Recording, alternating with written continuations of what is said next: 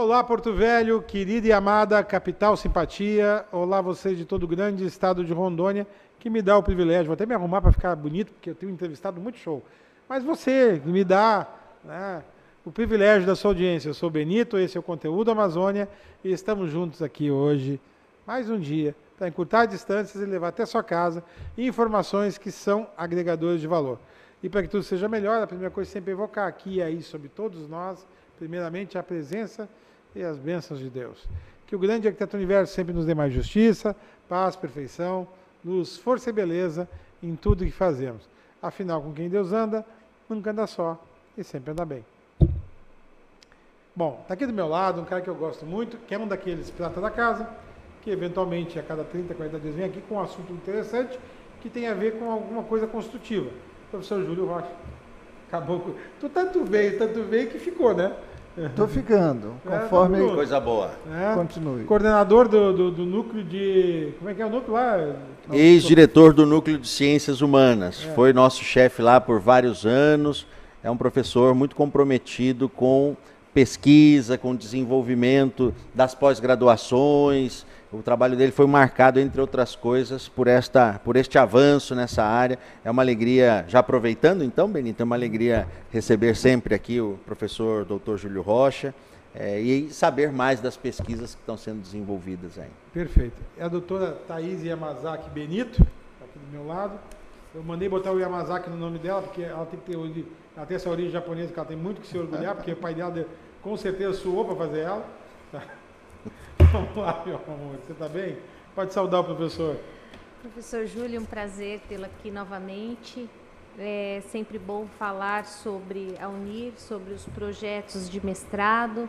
É um motivo para incentivar, né, os nossos graduados já a seguir ainda na carreira, estudando na carreira acadêmica, fazendo mestrado, doutorado. Então, é sempre bom estar próximo desse movimento. Sei que em breve já teremos um novo edital para as novas turmas de mestrado em letras, então a gente vai falar um pouquinho sobre isso. Também saber, né, como que está o nosso país e a universidade, como que está essa discussão, saber um pouquinho mais, é sempre bom. E a vocês de casa agradeço a oportunidade de estarmos juntos mais uma vez. Não esqueça de curtir e compartilhar nosso Facebook e nosso Instagram. E também curta a nossa a nossa página no YouTube. Tá, ele nem botou teu nome lá porque ele não conseguiu escrever o Yamazaki. Tu vê só, né? Como aquele flamenguista é liso, né? Tá bom, deixa assim. Nada, só coloque Yamazaki, tira o Benito. Não faça isso, não. Deu tanto trabalho para botar esse nome aí. Aqui, ó. Nós vamos dividir a entrevista em 3 partes, tá? A primeira que eu vou puxar, que eu quero saber como é que está o geral, a questão do país e a universidade. A segunda parte vai ficar para a dona Thaís, vai perguntar sobre o NIR e o futuro dela, vai trabalhar com essa parte aí. E o professor vai trabalhar com os projetos da UNIR.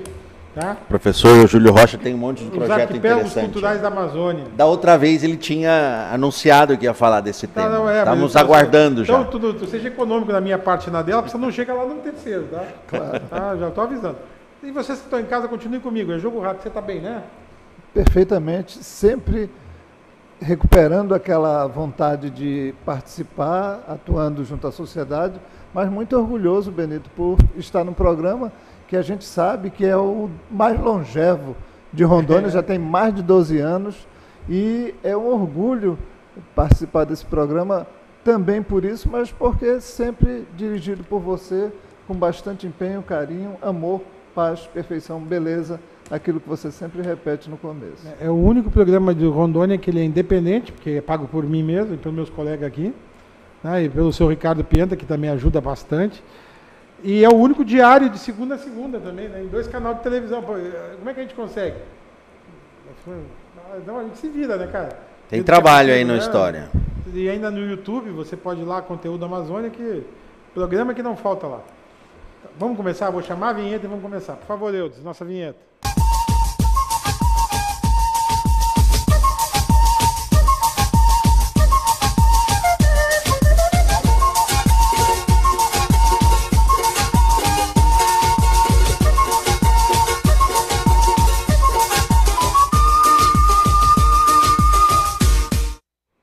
Bom, vamos lá. País e a universidade. O governo Bolsonaro, com esse ministro da educação que tem aí, o Weintraub, não vou para todos eles, eu não vou falar nada deles, eu até acho que eles não merecem mídia. Agora ele tem que ver se ele vai durar no cargo, porque o STF está julgando uma ação lá que talvez afaste ele como ministro por falta de envergadura para o cargo. O termo até não sei se é esse, mas tipo, não se atém ao rito do cargo. E aí se pegar nele, amanhã depois pega no outro. Está acima dele. E é um país assim, que está muito bagunçado, todo dia uma novidade na mídia. Né? Mas as universidades privadas foram favorecidas. E já a pública só ouviu desaforo. Começou com aquele cara lá do Nordeste, que foi o outro ministro do Temer, como é que é o nome dele? Que era do DEM. Esqueci o nome dele. Agora esqueci. Eu sabia o nome dele. Aí, ali começou já a chincalhar, né? Só que ele era uma flor perto do que veio depois. E aí eu não achei que ia ter nada pior do que o outro que veio depois dele, o colombiano. Meu Deus, nesse governo não há nada que não possa piorar. Aí veio o Weintraub, que é um cara, sei lá, uma palavra essa, né? Totalmente fora do contexto. Mas agora eu quero que você faça a avaliação universidade e país.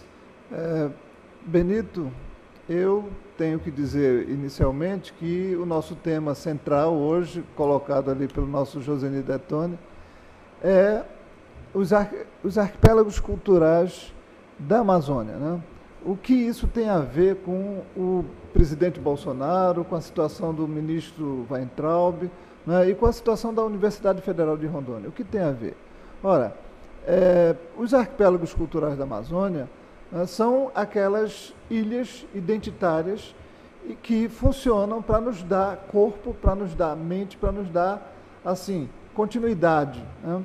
Essa percepção de continuidade ela é muito evidente na Europa, é muito evidente nos Estados Unidos, é muito evidente onde as pessoas cultivam a cultura, né? Fazem da cultura, né, algo que é importante como unidade nacional, como fator de preservação daquela unidade. Porque não tenhamos dúvida, quando a gente vê Donald Trump assim, né, forçando aquele discurso contra os imigrantes, né, a favor da construção de um muro, né, entre o México e os Estados Unidos, ele está, na verdade, reforçando os elos, né, que ligam as várias faces identitárias do povo norte-americano. Né? No Brasil não existe isso. Então, o que nós estamos assistindo agora é justamente a tentativa de destruir a pele da unidade da nação brasileira, né? Então, a nação brasileira ela só se constitui se houver um conhecimento das partes várias dessa unidade, né? Quando houver um reconhecimento da identidade de cada um. Então, a perspectiva de você ter um país alquebrado discursivamente pelo próprio presidente da República, né, quando ele faz declarações contrárias aos jornalistas, contrárias aos canais de televisão, contrário a tudo, né? Inclusive secundado pelos seus ministros, a gente está fazendo um discurso da autodestruição, né? Já é muito difícil a gente construir uma nação assim, né, sem que haja uma educação mais penetrante, né, que chegue nos poros mais distantes. Ora, se você ainda tem a insistência na depredação dos fatores de unidade nacional em defesa da cultura, você não vai conseguir muita coisa. Você já teve, por exemplo, a destruição dos direitos trabalhistas, a destruição dos direitos previdenciários, a destruição, né, de vários aspectos normativos que foram desenvolvidos através de décadas. Você lembra, por exemplo, daqueles momentos, né, dos 50 anos em 5 de Juscelino Kubitschek, né, em que se defendia essa construção do país, e agora não, é como se houvesse menos 50 anos, menos 40 ou 50 anos em 4. É como se dissesse assim, vamos tirar isso porque nós não concordamos, porque nós odiamos isso, porque isso nos levou à corrupção ou a não sei o quê, mas não tem nada para colocar no lugar. né? Então, a nossa perspectiva de construção desse projeto é justamente fazer com que se possa reconhecer as diferenças e as igualdades, aquilo que nos une, e poder proporcionar a distribuição desses valores, desses referenciais. Então, o projeto, né, ele atua no sentido de distribuir, né, as informações sobre dissertações e teses de mestrado e de doutorado que foram feitas na Universidade Federal do Pará, na UNI e também na Universidade Federal ali em Tangará da Serra, né, na UNEMAT, na Universidade Estadual, né, de Mato Grosso, em que nós estudamos as nossas parcelas, né? Às vezes as pessoas que estão dentro das bancas e que estão dentro desses processos de construção de mestrado, elas mesmas acabam não tendo o real valor, né, desse interesse. Ora, se você está nos Estados Unidos, você faz com que isso se transforme em livro, isso se transforme em material escolar, ser estudado, né, pelas séries iniciais, pelas séries médias, e aqui não. Aqui, esse grande manancial de valorização dos elementos culturais desaparecem. É como se a pessoa falasse e caísse imediatamente a palavra aos seus pés, sem que pudesse voar, flutuar e alcançar outras pessoas. Então, a ideia de contribuir para a recuperação, organização, difusão desse material é uma ideia que foi aprovada, né, dentro do PROCAD Amazônia, que é um projeto, né, voltado para o desenvolvimento justamente desses valores, né, dentro de uma proposta de unificação, né, pelo menos em termos de reconhecimento dos programas de pós-graduação em letras, né, os nossos, da Universidade Federal de Rondônia, que são o programa de pós-graduação em letras e o de estudos literários, são dois, né, e retomando também o da Federal do Pará e também em Mato Grosso, da Federal de Mato Grosso, mas também da Universidade Estadual de Mato Grosso, que são as 3 universidades, excetuando a Federal de Mato Grosso, que participam do PROCAD. Então, nesse sentido, a gente leva em consideração uma crítica profunda, né, aquilo que diz o nosso presidente relativamente a esses fatores todos de destruição, né, para que a gente possa reverter esse discurso. A gente não acredita que possa haver impeachment agora, até porque a própria oposição nota que numa tempestade, né, não é muito aconselhável trocar o timoneiro, né, porque pode ampliar as dificuldades. Mas tem que haver também um certo controle, né, em termos de governo, para que a gente não seja levado a piorar a situação mais ainda dessa crise. A gente sabe que a crise do capitalismo é cíclica. Ela, do mesmo jeito que leva para baixo a economia, em algum momento, não importam tantos fatores, mas ela vai voltar a subir. Só que as coisas estão sendo tão mal feitas, né, não só no discurso, mas também nas atitudes, inclusive na área da educação, que a gente pode perder o bonde da volta cíclica para cima, né? Então, a nossa intenção com relação a discutir esses temas, né, faz com que haja uma possibilidade de utilizar as mídias sociais, principalmente o WhatsApp, para levar para dentro das escolas esse manancial dos programas de pós-graduação e nos fazer, claro, alertar a sociedade para que conheçam a universidade, conheçam a Amazônia. E não só aqui na Amazônia, mas também nos estados do Sul. Né? Muita gente conhece Dalcídio Jurandir, conhece Milton Atum, conhece Márcio Souza, conhece alguns referenciais locais também, mas o próprio professor Antônio Cândido, que tem vários livros que são muito reconhecidos como de qualidade aqui na Terra, mas saindo daqui, muitos não conhecem, mas todos nós conhecemos Machado de Assis, todos nós conhecemos José de Alencar. E por que eles lá não nos conhecem? Somos piores? Não, não somos. Se nós observarmos com cuidado, o que falta realmente é um espírito anticolonizador, um espírito anti-auto-ódio, um espírito de desenvolvimento desses saberes e desses conhecimentos que são estudados de modo muito qualificado pelos nossos estudantes. Então, nesse sentido, a gente espera fazer com que haja uma recuperação desse manancial de informações para a divulgação. Esse é o centro do projeto.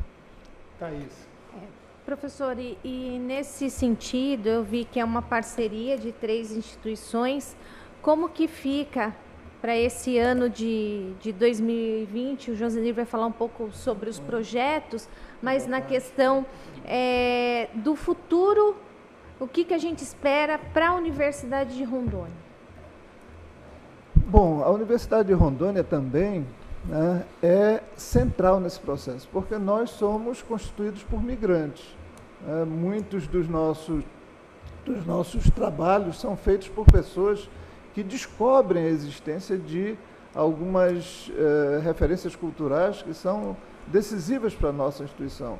O professor o Anísio Goraeb fala das referenciações que tem, né, sobre o carnaval, fala sobre muito que se trabalha na área cultural aqui, pelo Silvio Santos, pelo Bainha, pelos vários dos nossos produtores culturais, mas a gente nem sempre tem, na Universidade Federal de Rondônia, essa aceitação. Muitos dos nossos estudiosos e estudantes acabam trabalhando também temas de fora. Eu não sou contra estudar Balzac, não sou contra estudar Marcel Proust, não sou contra estudar Machado de Assis, não, de forma nenhuma. Já li todos esses. Mas eu sou contra não estudar os nossos referenciais. Né? Então aí começa a haver um grande embate na Universidade Federal de Rondônia relativamente a saber quem vai prevalecer. E não se trata de prevalecer, se trata de dosar melhor a participação daqueles referenciais que são nossos e principalmente fazer com que a gente possa divulgar lá, né? Não só receber os migrantes aqui e trabalhar os referenciais de lá, né? Mas também estudar os daqui e levar para lá de modo organizado, para que a gente possa fazer com que aconteça essa unidade cultural, mais do que a unidade discursiva, que isso é uma questão mais de educação, de lógica, de coerência. A gente tem que fazer o nosso papel. Tá. Eu quero fazer um comentário, só, se me permite. Tu falou de Marcel Proust e Honoré de Balzac. Né? Marcel Proust, não sei quem leu, mas quem leu que nem eu, O Caminho de Swan, que é composto de 5, 6 livros dele, faz 25 anos ou 30 que eu li pela última vez, né? O detalhismo de descrição narrativa, A do pendrive, né? A própria figura da pessoa Odete de Crécy, que é membra, que é uma das figuras, né, que trazem, né, o caminho de Swan inteiro na sua narrativa, que mostra quem é, o papel da própria mulher da idade, dessa começo da idade moderna, né? Então, falar de Marcel Proust é uma coisa fantástica. Falar de Honoré de Balzac, que o seu universo em que os seus personagens vão de um livro, aparecem 5, 6 livros depois, aparece. É um universo. Existe um universo e as coisas se comunicam. Né? Aí eu imagino assim, eu li tudo isso, acho tão lindo. Agora, se tu perguntar o que eu estudei de Machado de Assis, e aí está o erro, e aí eu concordo com você. Eu li um livro ou 2 de Machado de Assis, né? Eu não sei te explicar nada. Para tu ver que eu li Marcel Proust, eu li Honoré de Balzac, e li outros tantos. Não venho aqui dizer o nome de todos eles, mas tu citou os 2. Aí eu fico pensando, o que será de nós? Né? Se a gente realmente não valorizar a cultura da nossa região. E aqui no estado quase botaram fora os livros do Machado aqui. Bom, deixa eu te falar. O outro assunto é muito forte. Eu vou chamar um intervalo comercial. Quando nós voltar, tem slides, tem tudo, o professor vai abordar com você essa parte do assunto. Tá bom, meu querido? Perfeito. Continue conosco, é jogo rápido. É num lá, outro cá.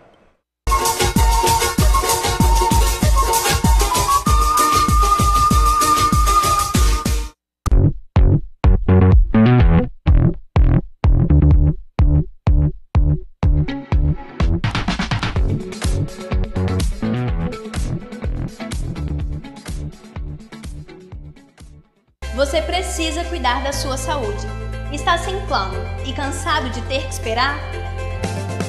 Venha para a Sol Saúde, próximo à Praça da Pirâmide, com as principais especialidades médicas, exames laboratoriais, com toda a atenção e agilidade que você precisa. Afinal, saúde é coisa séria, não é mesmo? Sol Saúde, atendimento popular para toda a família. 3213-0163.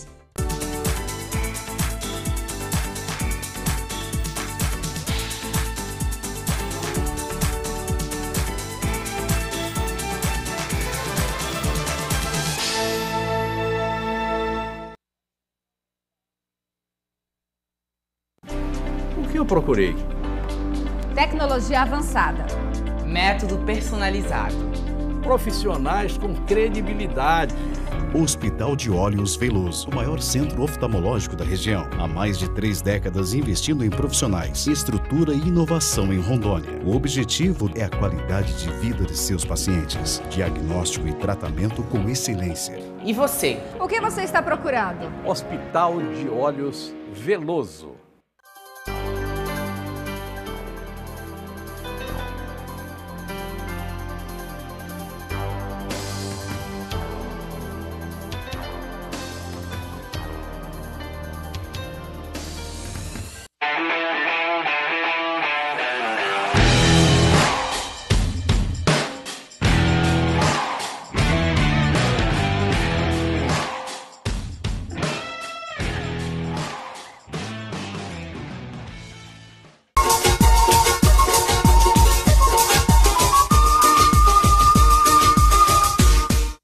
Professor, preambule a sua parte.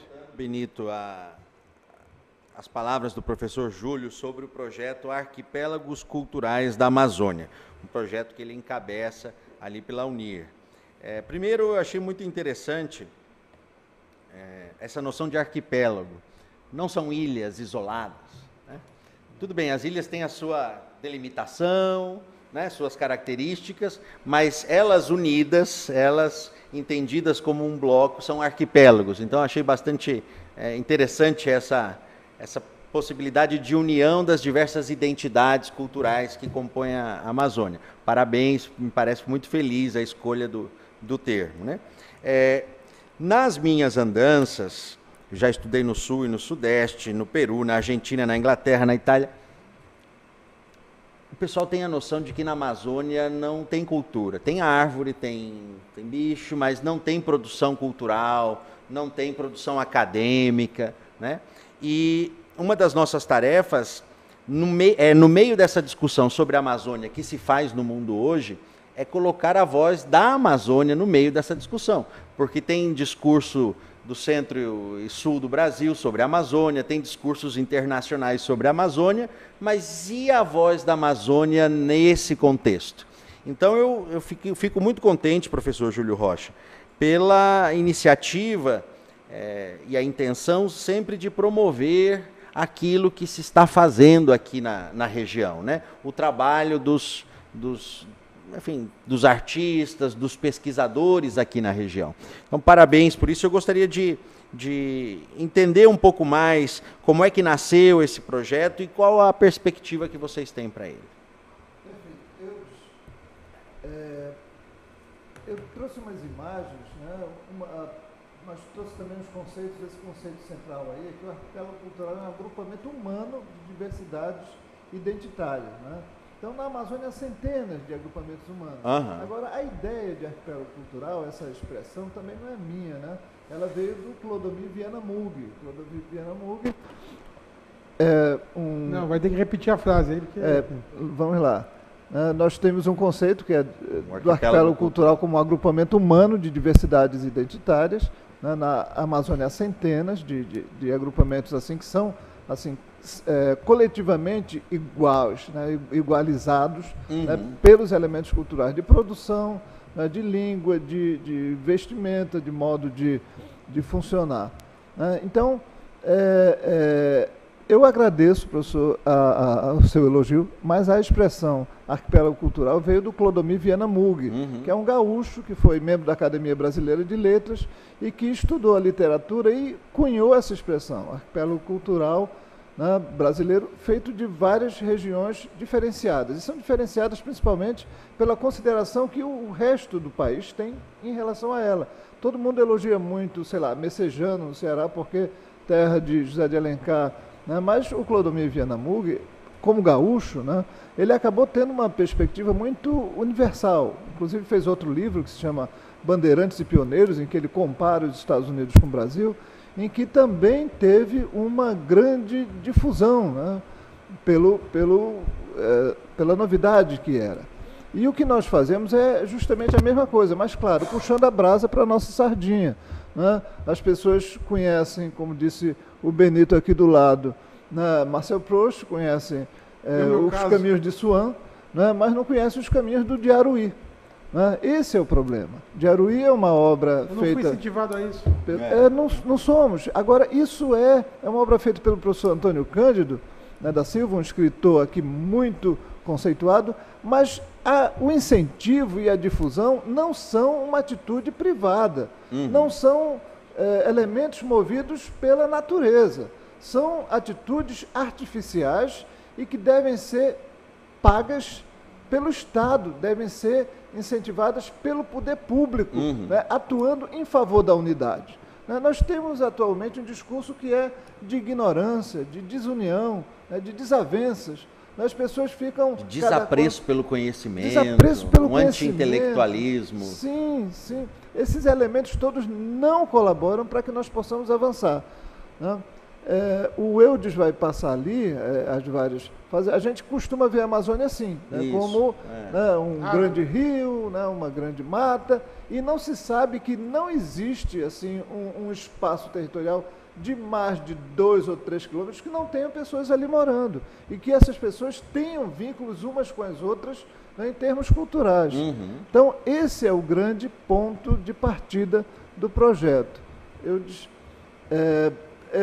Aí diz, né, na Amazônia, os arquipélagos culturais são transculturalidades, né, transculturalizados, né, de acordo com cada interesse em termos de mobilização cultural.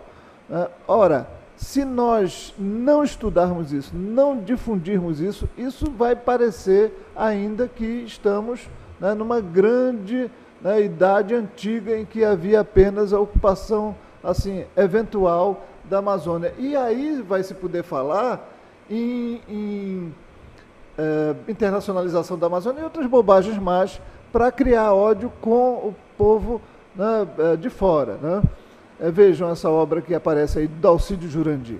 É uma obra que deveria ser reconhecida em todo o país. Nós temos estudos aqui na Uni, em Rondônia, que abrangem essa obra, que tem origem no Pará, que tem origem, né, e difusão em Belém, na Universidade Federal. Lá se estuda muito. Aqui se estuda menos. Em Cuiabá se estuda ainda um pouco menos. E no resto do Brasil não se estuda praticamente nada. Né, embora tenha alguns trabalhos na USP, né, se desenvolve, né, alguma tarefa mais assim particular de iniciativa pessoal, mas não de iniciativa pública.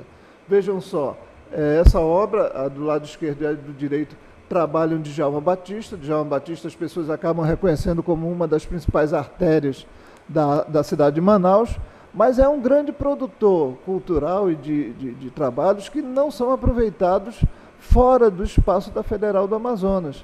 Então a gente está trabalhando no sentido de que os programas de pós-graduação possam também ter acesso a essas obras, para que a gente, a partir das dissertações dos programas de pós-graduação, possamos levar a todas as escolas, primeiramente dos espaços onde nós trabalhamos, porque nós temos que valorizar no espaço em que são criadas as dissertações e teses, né, para depois podermos ser aceitos, né, fora no Brasil. Ora, falam muito que Londres ou Nova York receberam bem obras de Machado de Assis. Mas por que receberam bem obras de Machado de Assis? Porque houve iniciativas pessoais. Não era para ser assim. Era para ser iniciativa pública, era para ser iniciativa assim, preparada, organizada. Nós temos no Brasil inteiro sempre referenciais de arqueologia, sempre referenciais de artes plásticas, sempre referenciais de cinema, de música, que são muito bem conceituadas, mas, como eu disse no começo, são palavras que nascem aqui e caem aos nossos pés. Né? Para que a gente possa superar isso, a gente tem que primeiro conhecer, depois organizar, depois difundir, né? E sempre levando avante a ideia da comparação, para que se possa ver que nossas obras não são menos valorizáveis, né, do que aquelas que a gente acaba reconhecendo aqui. Né? Esse é o ponto. Muito bem. Olha aí, temos mais... Aqui eu trago alguns exemplos. Esse é a obra da professora Maria Rita, né, que fez e publicou no Instituto Federal aqui de Rondônia, essa obra que trabalha Dois Irmãos de Milton Atum. Essa é uma exceção. A próxima obra, que o Eudes vai passar ali, também do Sérgio Lossi, que foi nossa primeira dissertação de mestrado defendida aqui na Universidade Federal de Rondônia, no programa de pós-graduação em Letras, trabalha também Milton Atum na perspectiva de análise do discurso. Ora, são duas obras que tiveram relevância a ponto de serem publicadas e difundidas, tiveram uma boa recepção, mas que também hoje não são mais conhecidas. É como se a falta de continuidade retirasse aquele valor primeiro, que é o valor do reconhecimento científico. Então, nós queremos que haja continuidade para que possa haver o reconhecimento permanente e a gente possa finalmente exportar nosso material cultural e trazer turistas para visitar os espaços, como fazem na Irlanda, como fazem em Londres, como fazem nos Estados Unidos. Sim, a obra de Jane Frank, por exemplo, você tem um museu da casa de Jane Frank baseado no livro que ela escreveu. Isso, mas não é porque as pessoas privadas gostem ou seja melhor do que outras. Tem porque o poder público incentivou essa criação. Deve ser uma estratégia do poder público fazer um livro realmente esse apoio. Pode ser um gestor de negócios. Perfeitamente, essa é a palavra. Você que mistura tantos conhecimentos, administração, direito, consegue ver a possibilidade transdisciplinar da construção de um trabalho desse nível, desse porte. Muito bem. Por hoje é só, professor? Obrigado. Que é bom durar pouco, que é bom durar pouco. É verdade. Dá tchau para ele rápido. Tchau para ele rápido. Até logo, professor Júlio. É muito bom ver o seu trabalho. Parabéns pela defesa da cultura amazônica. Parabéns por ser um exemplo de como o poder público, através das universidades, pode promover a cultura na nossa região. Muito obrigado a você pela honra da sua audiência. É isso. Professor Júlio, muito obrigada pela oportunidade, pelo conhecimento, pelo ensino e vou me preparar para o mestrado agora em 2020. Agora estou com vontade de fazer mestrado. Todos nós agora vamos levar. Eu quero daqui a 3 anos essa mesa só ter doutores. Muito bom. Ok, obrigado. Eu também te agradeço, tá, meu querido? Obrigado ao seu público que sempre me dá retorno com relação a essas participações aqui, o que me deixa bastante satisfeito e por isso eu voltarei sempre que seja convidado aqui. Perfeito. Por hoje é só, pessoal, que o grande arquiteto universo continue descobrindo a todos com sua luz, sua vida, seu amor. E eu te encontro aqui com certeza num próximo programa. Foi um privilégio ter estado com vocês. Até lá.